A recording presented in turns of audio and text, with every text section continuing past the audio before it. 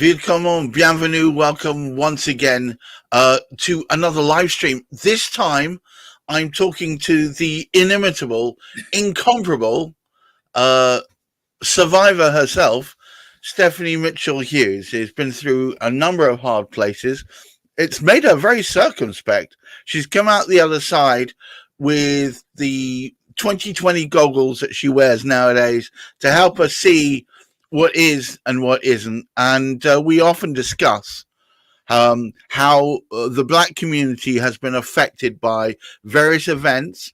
We've talked about education within the Black community, specifically talking about Spelman, of course, where she is an alumni. And also we talk about world events, and we even critique music from time to time, specifically when it refers to mental health and the transition from realizing that you have issues to actually finding coping strategies to deal with them. But today is different. We're doing something slightly different. Mm-hmm. Stephanie has been party to an amazing piece of work by a young in his 30s, Antwon Lindsey, director and producer of an incredible film called Hush. Now, Hush is an acronym. It stands for Help Us Say Help. So, okay, first of all, I'm going to play the Dumbo here. Stephanie, what does Help Us Say Help mean? What's that about? Okay, so the documentary movie is called Hush, or which is an acronym, like you said, for Help Us to Say Help.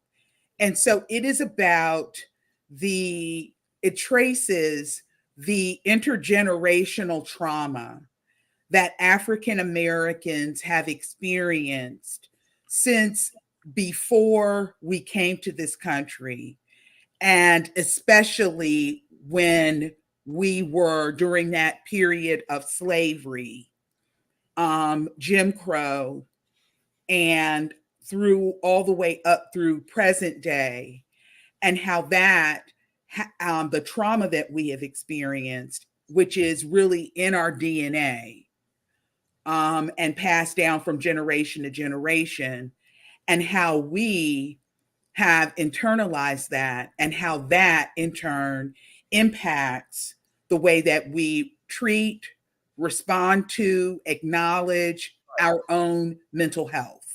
And dare I say it, I'm just going to bring us in for this. Look, and dare I say it, I mean, I'm a, what did you say, seasoned Jewish fellow, from originally who can cast my derivation through Eastern Europe, through the traumas of the Second World War, through the camps, even as far back as the pogroms in Russia. So that's my family go that far back, and that kind of stuff, that kind of trauma, ghettoizing, which is still, as you pointed out quite rightly, to this day happening in various cities and towns, and dare say even whole states in America, where Black people have distinct areas that if they go there, there's a potential that they may be at best jeered at, and at worst lynched. I said it. And that continues to this day. And Jim Crow, which was, let's face it, ghettoizing without using the word, it may have been overturned in name, but in actual fact, there's still elements of that still continue.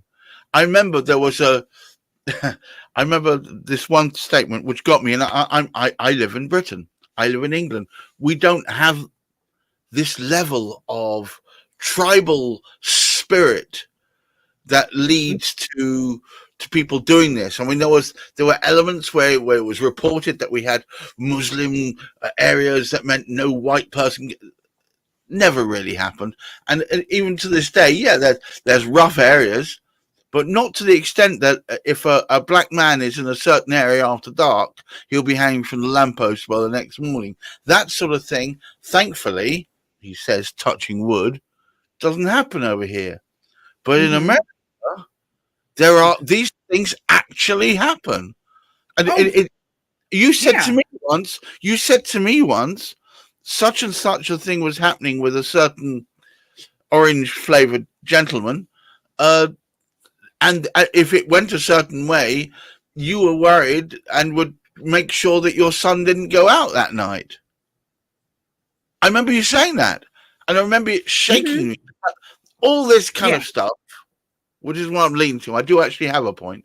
It all leads to the fact that it creates generational trauma because, as now a lot of studies have shown through epigenetics, Mm-hmm. it latches itself into your actual genes. If you were party to this form of trauma and then you have children, they will have it inbuilt in with them that they'll have certain reactions to things. And it's those certain reactions we're talking about today. Yeah. So Well, yeah, because okay, so if you think about it's like some of the things we talked about before. So during slavery, black people were not treated. We were three-quarters of a person.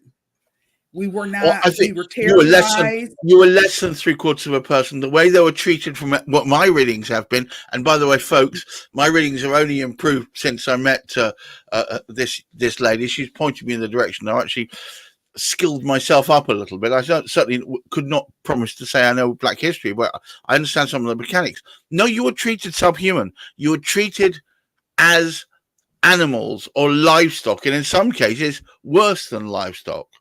Well, yeah, I mean, yeah, because they don't call it chattel slavery for any nothing, but people were dehumanized, terrorized, and so we became very accustomed, very used to for our own survival of stuffing down our emotions, our feelings, because if our child or our husband or our wife or what have you was sold away, then that would affect us like it would affect any other human being.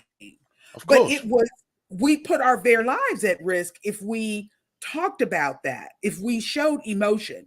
So you start through all of that time period and think about it. Black parents talk, one of the things that there's a lot of conversation always about is how hard black parents can be on their children.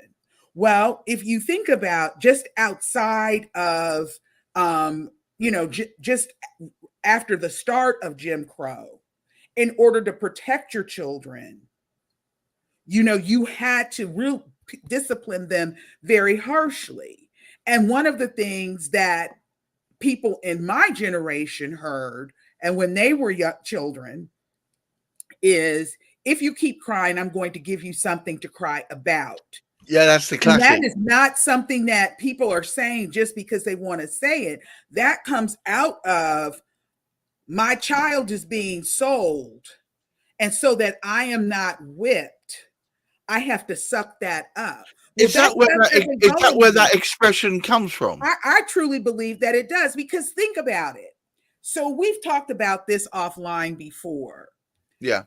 My grandfather grew up, born and raised in South Alabama, and he was the youngest of 16 children, and lived on a farm. The Klan took one of his older brothers. My grandfather was born in 1913, so you know they took one of his brothers, and the family never saw him again. Well, imagine what that would do to you. Imagine the horror, the pain. My grandfather used to talk about get getting walking, leaving the sidewalk, and literally walking down into a ditch, just if he saw a white person, particularly a white woman, walking down that same sidewalk in the opposite direction. So you have all of that history. And, and then my own parents, born and raised in the Great Depression, we get through World War II, we get through the Civil Rights Movement, and all of these things.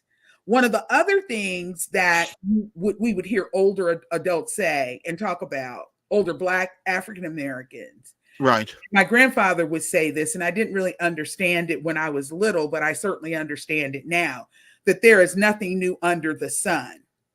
And so, because some people will say, oh, well, you all are you personally did not go through slavery. You did not endure any of this. But this stuff, it's like you said, it is so dehumanizing, so traumatizing that it becomes locked in your DNA. And then so you've got that being passed down through your DNA, but then you have your own trauma that you experience even in present day United States and traumatic experiences. And so that is why within the African American community, you have people, we don't talk about our mental health. We don't seek assistance. One of the spaces we need to go pray about that. I personally believe in the power of prayer. And so, if that may be something that I do, but it can't be for many years, it was the only thing that, and it still is the only thing that Black people do. And Black people, and I'm using Black people, African Americans interchangeably. And so, the thing that makes the documentary so groundbreaking, and because I've seen it now 3 times, and I guess we need to back up a little. I found out about Hush this past winter because it was shown at it was screened at the Cleveland Metropolitan Library. And at that time, I got in contact with the staff at the library, and then they gave me Antwon's contact information, and then we started corresponding. And then fortunately, the executive director at NAMI Franklin County, where I work, was thought it important enough to use some grant dollars that we had to bring it and screen it. And we screened it this past Saturday. And of course, July is BB Moore Campbell Minority Mental Health Awareness Month. And the way that the movie starts is it starts by tracing giving the history. And then we move on and start talking about how we are not able to say help for our own mental health because it is stigmatized, because we've always been treated as not human, and because of having to sometimes unravel our own trauma in and of itself is extremely painful and very traumatic. So it is an outstanding movie. We had a crowd of about 100 to 100. That's a good turnout. That's a good turnout. And there were people in the audience who were crying. And so we're going to do some more work around Hush, even to the point of bringing Antwon back to Columbus and screening and talking about it again. I would love it if he could come on this channel and we could talk. Right. Well, let's see. I would love that. I did reach out to Antwon, and he's a very busy person. I'll tell you a little bit about Antwon, because Antwon is young enough to be, or old enough or young enough, I don't know which way it goes, but he is old to be my own child. And so he is extremely talented. He's done Hush, is his longest film. He's done some other ones. He knows a lot because of his background in undergrad, about climate change, environmental science, etc. He's written 4 books, including one of which is about his own, I I think it's excuse me, it was his uncle's death by suicide. And really, and just, and part, I think, of Hush is really exploring and unraveling and looking at his own personal experience and his family's personal experience with mental health. So Well, I mean, it was fabulous. I'm from a Jewish family, and there's quite a lot of mental health issues throughout ours, mostly to do with either bipolar or ADHD or autism. And I Mhm. myself am autistic, and it's the struggles in modern society that there feels the need to almost segregate the others over there so they don't have to deal with them. And Mhm. so I do feel, although it's by no means different. I don't. I mean, I do have some generational trauma as well. Uh, like 2 generations back, my family decimated by the Holocaust. Mhm. Uh, 95% of it killed. Uh, Mhm.